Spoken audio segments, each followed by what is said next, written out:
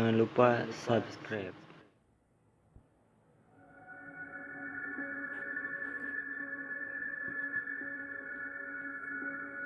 Assalamualaikum warahmatullahi wabarakatuh. Oke, kita lanjut lagi ceritanya. Aku hanya menyerana menaiki satu demi satu tangga naik menuju kamarku. Setelah aku masuk ke kamar, aku mulai merebahkan diriku di atas kasur sembari menyalakan tabletku untuk melihat-lihat beberapa meme lucu dari situs-situs humor sebelum tidur. Memang aku cenderung mengalami insomnia pada malam hari.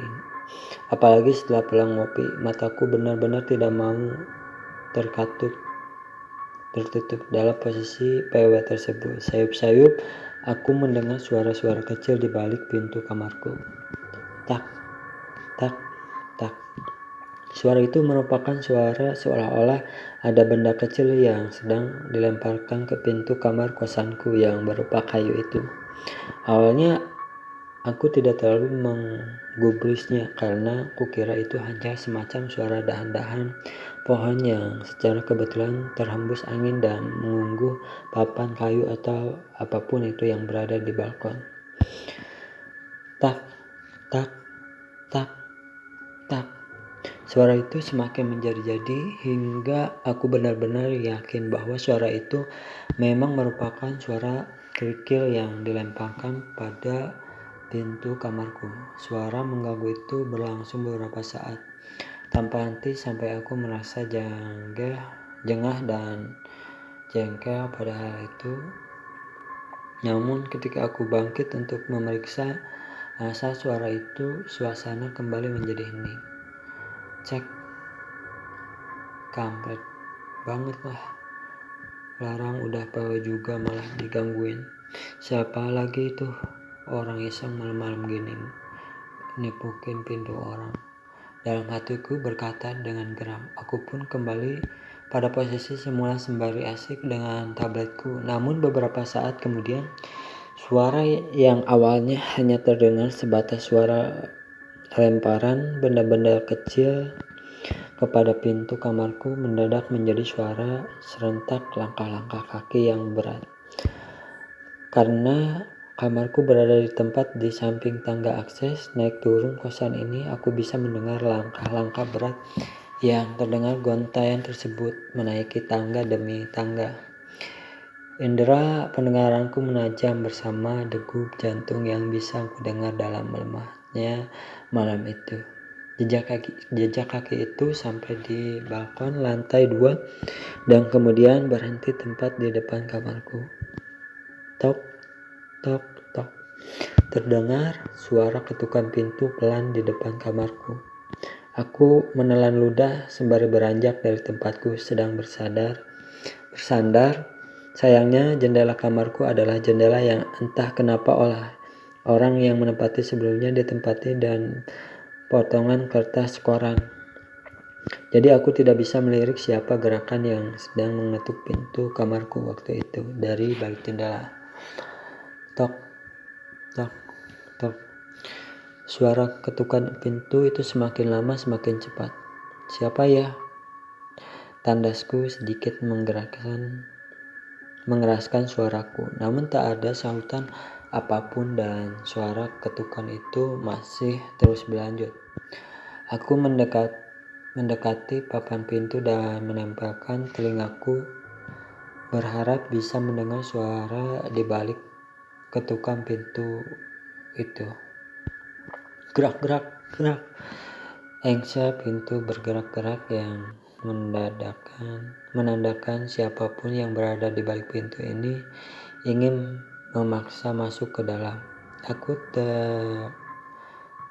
terkesiap tegas dan mulai muak dengan semua ini. Kuputar kunci pintu yang terpasang di lubang kunci pintu dan segera membukanya dengan cepat sembari mengeluarkan suara membentak. Apa-apaan nih?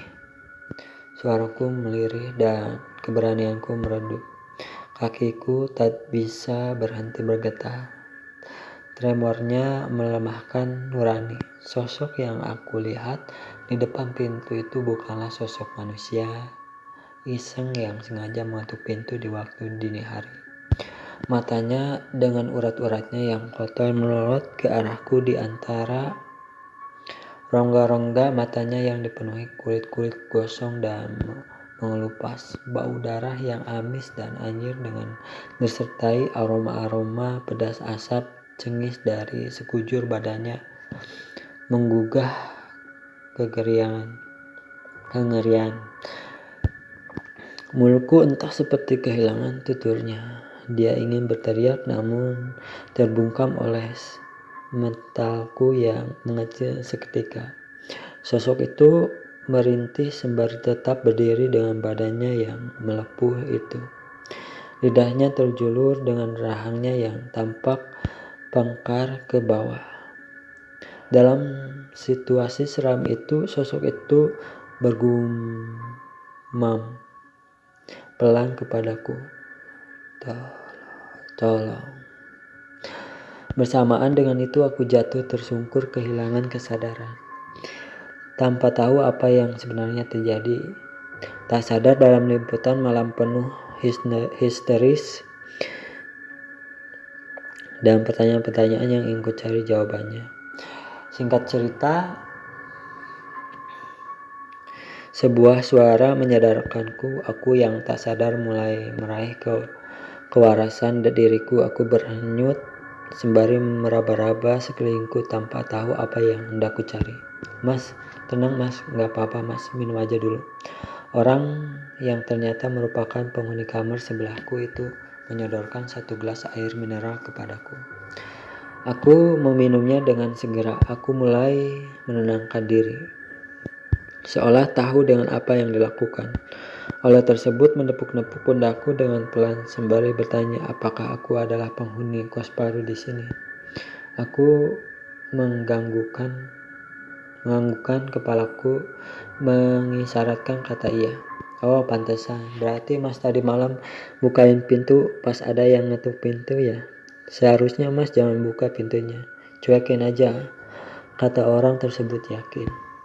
Aku bertanya alasannya kepadanya dan ternyata alasannya berhubungan dengan satu cerita hantu yang terkenal di daerah ini. Usut punya usut, alasan pemilik kos ini untuk memberlakukan jam malam di kosan ini adalah karena hal itu dulu sekali di depan kosan ini ada beberapa pohon rimbun di mana pohon itu mulai semeraut dengan kabel-kabel listrik yang ada di situ.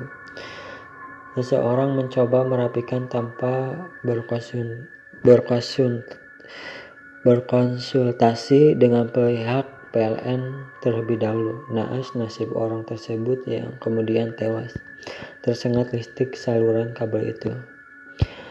Tidak ada seorang pun yang berani menolongnya. Orang-orang sekitar hanya bisa menyaksikan orang tersebut menderita terguncang badannya bergelayutan pada kabel listrik di sana, hingga sedikit demi sedikit badannya bersimbah darah dan gosong.